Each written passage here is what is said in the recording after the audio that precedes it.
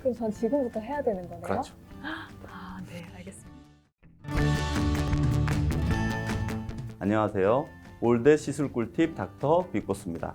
오늘은 미용 시술에 관심이 많은 게스트분을 모시고 이에 대해서 자세히 답변해 드리는 시간을 갖도록 하겠습니다. 닥터 빅보스에게 물어봐. 안녕하세요. 소개 좀 부탁드릴게요. 안녕하세요. 저는 미스코리아 이영입니다. 반갑습니다. 아니 이렇게 미모가 완성되어 있으신데 또 어떤 욕실에 관심을 주게 되셨나요? 주변에 이제 리프팅을 되게 많이 한다고 들었어요. 울세라나 써마지, 보톡스 등 되게 다양한 시술이 많은데 이걸 언제 어떻게 해야 하는지가 궁금해서 찾아왔습니다. 그럼 원장님, 회복 기간이 좀 짧으면서도 부담 없는 시술에는 어떤 게 있을까요? 네. 리프팅 시술 중에는 굉장히 여러 가지가 있는데 최근에 가장 각광받는 것은 고주파를 이용한 써마지와 초음파를 이용한 울세라라고 할 수 있어요. 근데 이 두 시술은 가장 장점 중에 하나가 회복 기간이 전혀 필요가 없다는 것이거든요. 그래서 이것은 시술 받고 그날 오후에 약속을 잡아도 돼요. 연예인들도 바쁜 스케줄 때문에 촬영 일정이 많기 때문에 회복 기간이 없는 시술, 즉 써마지와 울세라 시술을 가장 선호해요. 실제로 가장 많이 하기도 하고요. 주변에서는 지금부터 하는 게 좋다고 하는데 어떤 리프팅을 어떻게 시술을 하고 어떤 주기로 해야 좋은 건지 말씀해 주세요. 이미 처짐이 발생한 경우에 그것을 올리는 것보다는 미리 예방하는 것이 시간과 노력면에 있어서 훨씬 더 효율적이거든요, 이게. 그래서 처짐을 예방하고 아름다움을 지속시키기 위해서는 20대에 시술을 시작하는 것을 더 추천드려요. 그럼 전 지금부터 해야 되는 거네요? 그렇죠. 아, 네, 알겠습니다. 이미 처짐이 발생한 경우라도 처짐이 더 이상 진행되는 것을 막고 최대한 동안의 아름다움을 유지하기 위해서는 하루라도 빨리 이 시술을 받으시는 것을 추천드립니다. 또 이 시술은 지속 기간이 그렇게 오래 가는 것들이 아니에요. 비수술적인 방법들은 통상 6개월에서 1년 정도라고 생각하시면 됩니다. 네, 그래서 주기는 1년 또는 6개월 정도라고 생각하시면 됩니다.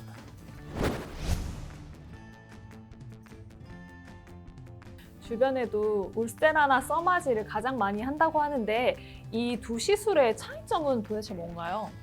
울세라와 써마지는 요즘 가장 선호되는 이 리프팅 시술의 양대 산맥이라고 할 수 있는데요. 그만큼 사람들이 많이 접해봤고 많이 들어봤고 또 그래서 또 헷갈리기도 쉬운 시술이에요. 그래서 오늘은 그 원리에 대해서 자세하게 한번 설명해보는 시간을 갖도록 하겠습니다. 네. 먼저 써마지는 당극성 고주파를 이용해 약 55도 이하의 열을 진피층에 쏴서 콜라겐의 변성을 일으킨 이후에 콜라겐이 타이트하게 재생되면서 팽팽하게 되는 거죠.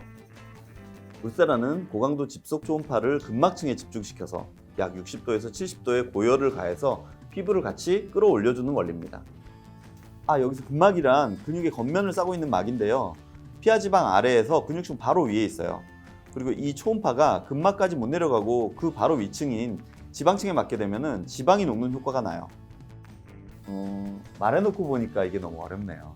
네, 그래서 이제는 오징어를 가지고 아주 쉽고 자세하게 설명을 해보도록 할게요. 원래 물오징어 상태를 노화된 피부라고 가정하면 이런 상태예요. 오징어를 끓는 물에 넣어서 살짝 데쳐보겠습니다. 아까 말씀드렸던 차이점 중에 온도에 대한 부분이 있습니다. 끓는 물은 상대적으로 직화보다 온도가 낮기 때문에 타지 않고 단백질 변성만 살짝 일으켜요. 원래 신선한 물오징어는 반투명 상태거든요. 근데 살짝 데치면 하얗게 변하잖아요.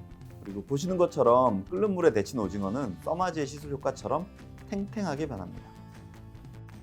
이번엔 반건조 오징어를 불에 직접 구워서 울세라의 효과를 설명하겠습니다. 자, 데친 오징어와 다르게 수축된 모습이 보이시나요? 불에 직접 굽게 되면 고열로 인해서 열점이 생겨서 보시는 것처럼 오징어가 결국 이렇게 굽기 전에 비해서 면적이 서서히 줄어들게 되는데요. 우리 피부는 귀 앞에 고정이 되어 있습니다. 그래서 면적이 줄어들게 되면 끌려서 올라갈 수밖에 없습니다. 이렇게 당겨지는 거죠. 타이트하게. 한 번 더 깔끔하게 정리해드리면 써마지는 피부가 살짝 익으면서 쫀쫀하고 탱탱해지는 타이트닝, 울세라는 근막이 수축되면서 올라가는 리프팅, 그렇게 생각하시면 됩니다. 아, 그렇군요. 오징어를 통한 설명 너무 잘 들었습니다. 그럼 어떤 경우에 써마지를 하고 어떤 경우에 울세라를 하나요? 그래서 써마지는 어떤 경우가 더 효과적이냐면 사진처럼 노화가 어느 정도 진행이 되어 피부 탄력이 떨어진 경우, 즉 볼륨이 너무 많지 않은 경우에 좋습니다. 울세라의 경우는 노화는 상당히 진행된 상태에서 얼굴에 살이 많아 볼륨은 있으나 오히려 그것 때문에 조금 처진 느낌이 들 때 더욱 효과적입니다. 가장 좋은 건 물론 얼굴 전체 써마지 후에 많은 샷의 울세라 그리고 코레지 등으로 종합적으로 관리하는 것이 제일 좋습니다. 그럼 마지막으로 울세라랑 써마지를 정품이 아닌 것으로 시술을 하는 곳이 있다고 하는데 이것들을 어떤 곳에 가야지 정품으로 시술을 받을 수 있을까요? 울세라의 경우에는 정품 마크를 확인하는 것이 중요하고요. 써마지의 경우에는 정품 인증서를 받을 수 있어요. 써마지는 시술 전 정품 팁을 개봉하는 것을 확인할 수 있고요. 그 다음에 그 샷수도 확인이 가능하고 시술을 다 받은 다음에는 정품 인증서도 받을 수 있습니다. 정품 팁은 박스와 비닐로 밀봉이 되어 있고요. 이것은 오픈하게 되면 3시간 이내에 다 써야지만 돼요. 그리고 써마지는 1인 1팁 시술합니다. 네. 정품을 확인하는 것도 중요하지만 아무래도 시술 경험이 풍부한 곳에서 충분히 상담하고 시술 받으신다면 좋은 결과가 나올 것으로 생각됩니다. 원장님 설명 너무 잘 들었어요. 이제 리프팅 시술이 무엇이고 어떻게 받아야 되는지 알 것 같아요. 다소 어려운 얘기가 섞여 있었는데 네. 잘 이해하셨다니까 다행이네요. 예. 이번 시간엔 게스트를 모시고 리프팅 시술에 관해서 자세히 알아보았는데요. 가장 중요한 꿀팁은 처진 걸 올리는 것보다는 예방이 더 쉽습니다. 그러니 너무 고민하지 마시고 원하는 리프팅 시술을 빨리 시작하실 것을 권합니다.